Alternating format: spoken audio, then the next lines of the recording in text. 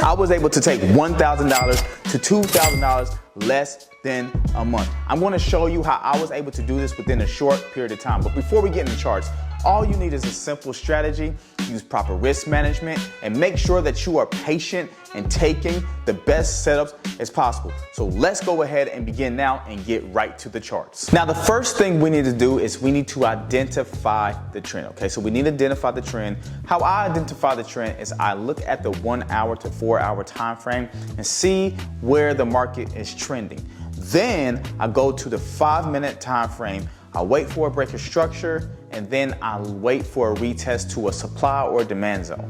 Now, for some of you guys who don't know, I did add a strategy to my supply and demand, which is called a breakout strategy, okay? It's the same strategy that Doyle Exchanges uses, and I know that has been very effective for me, and this is how I was able to flip my account from $1,000 to $2,000 in a short matter of time.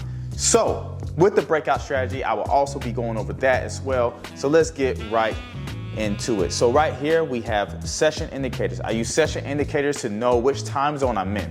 I trade New York session from 7:30 a.m. all the way to 10 a.m. And the reason why you want a short window is because you don't want to be looking at the charts too long and then try to fish for a setup that is not there. Because what's going to happen is that's going to cause emotional trading, which is going to force you to look for setups that aren't there, force you into a trade, and then you're going to take a loss that was unnecessary, okay? So let's go ahead and start here.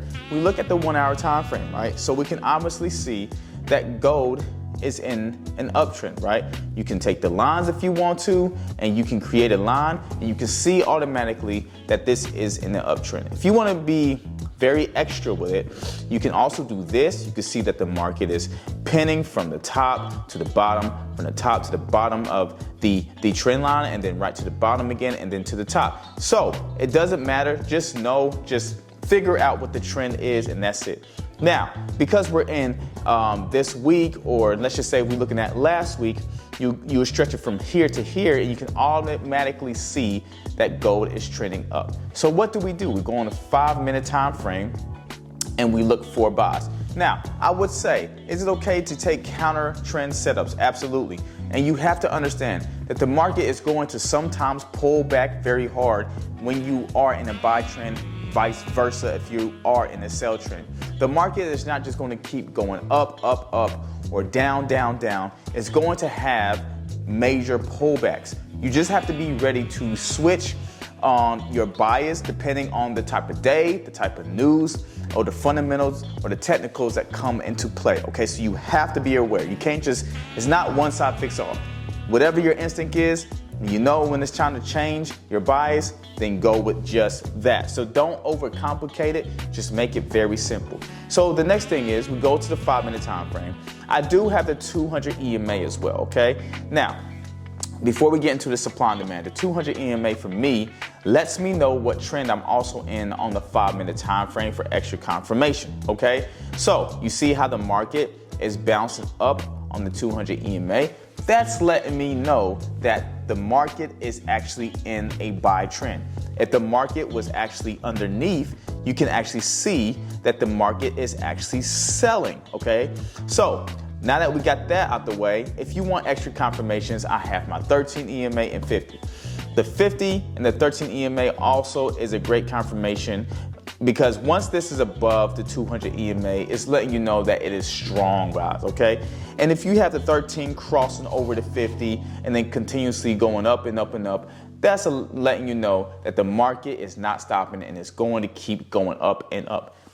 However, as I said before in my video, please, if the market begins to change its direction, it's okay to change buys. Just be a little bit more patient if it does, because sometimes the market pulls back very hard and then it decides to shoot back up. I'm only going to show you a few trades, and the reason why is because the few trades that I have taken was happening throughout the whole month, and I just kept doing the same thing over and over and over again. That was leading to massive gains and massive results. Now, some of you guys are asking me, hey, did you scalp this? Yes, I scalped it, but I also swing some of my trades. And the reason why I swung some of my trades is because I noticed that the market was giving me more gains and more opportunity to actually make more money, okay? So if you see here, and we're gonna back this up, okay? So this is a trade that I actually took this week. Now, this is a trade that was similar to the trades that I was taking last month that grew my account from $1,000 to $2,000. I'm just showing you how I do it, okay? So you see that the market's in the buy trend, right? We mark up this level, and what do we wait for? We wait for the buys to happen, okay? So the buy was broken to the upside, right? You see the buy broken to the upside, boom. So once we have the upside break of structure, now we're waiting for a retest, okay? What's that retest over? You can mark up any levels. You can literally mark up the level like this. You can mark up the level up like that. But for me, I'm very specific with my levels. I mark up what we call the demand zone. The demand zone exactly from where the market shot up from, right? So because this was a demand zone right here, I'm waiting now for a retest. You can put your 200 EMAs on. The 200, the market is above the 200. 50 and 13, you see the 13 crossing the 50. And here's another secret sauce to the 13 EMA. If you see that the market is just respecting the 13 EMA along with all these extra confirmations, then this is letting you know that the market might just go crazy. Okay, so this was a big, huge move. So we have a retest, right? Boom. So once we see the retest happen, right? The only way this would be invalid is if a full body candle was to close underneath the zone. But since we have a wick and it closed inside the zone, it's still valid. So now that we have the retest, we want the next candle to come and break this highs candle. All right. So now that we got a break of that candle, now we are longing it. All right. Now, where would your stop loss be? Now, I would say your stop loss would be depending on your risk management. Okay. So if you're able to swing a $1,000 account and you want to risk a little bit more, I tend to risk $50 to $80 per trade to make about $300 to $400 per trade. So if you want to swing trade, all right. Now, if you're scalping, you realistically want to risk maybe somewhere around a factor of 30 to 40 pips, maybe 50 pips max to make $100, okay? And as you continue to do the same setup over and over again, you'll see that your trades will begin to compound your account the more you take wins on setups like this. So you want to set up to 101. For me, it was about 50 pips. And my stop loss was actually 20 pips around here, so I got very lucky.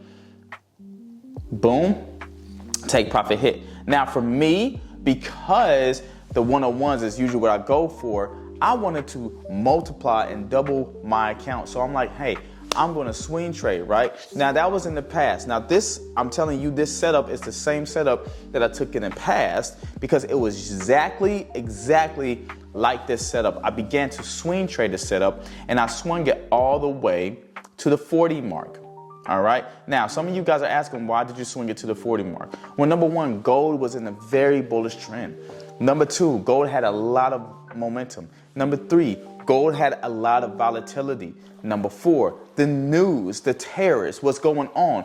Gold just kept going up and up and up, and it will not stop. So I believed, remember, the key thing is believing that the trade that you're in is going to give you a lot more than you can never imagine. It was my belief, it was my discipline, it was my risk management that got me to flip this account. So let's see what happens. And you see that the market is just going up, up, up, up, up. And then what ended up happening is that next morning, as I woke up to take profit. All right. So the market hit take profit. It was actually at 940. I'm sorry, not 942. The market hit take profit right here, and I was able to close out my trade in a $600 profit. And that's all, guys. That's like already half of the account that you have originally started. So $1,000. $600, that's a lot of money, less than a day, okay? Now, I was doing the same thing over and over again. In the past, when I was flipping my $1,000 to $2,000, what I ended up doing is I was taking little positions here and there. So I'll take $200 here, $100 there, $90 here, and then one day I got a big swing trade like $400. Were losses being implemented? Absolutely. But those losses were like $30, $50. So the very, very minimum that you want to risk is under $50. Why? You don't want to blow your account. You don't want to feel like you got to be catching up. And you have to have a strategy that is consistent, at least 50 to 60%, at least 50 to 60% win rate, and it has to be consistent. It can't just be anything, okay? So this was the similar setup that was taken every single day, Monday, Tuesday, Thursday, Friday. Now, sometimes I will hold my trades and I wouldn't have to trade this account until like maybe the day after the next, because I was in a swing trade, so there was no point of me trying to add positions. And that's another thing. You can add positions if you want to, but because I was already in a good risk to reward ratio, I didn't want to risk losing money and then having to feel like that the swing trade that I'm in is not, I have to make up for the loss, okay? So this is one of the ways I did it. Now, what you could do, and I'm gonna use the same setup because guys, it's the same thing. It's the same thing. What you could do is, instead of just simply waiting for your retest, and we can do this right here, take this out the way.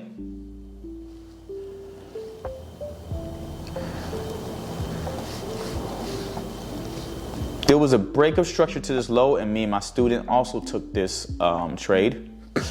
Once you see a blast through, right, you don't even have to wait for the market to close. You can if you want to, but once you see a blast through, right, and you see that it's past this 200 EMA, you see that the 13 has already crossed the 50. This is, you don't have to use the EMAs, but this is just extra confirmation that I have used to make sure that I was in line with my setup, okay? So even though this was a demand setup, once it broke this low, you could have already entered the breakout. So this is my second strategy called the breakout strategy.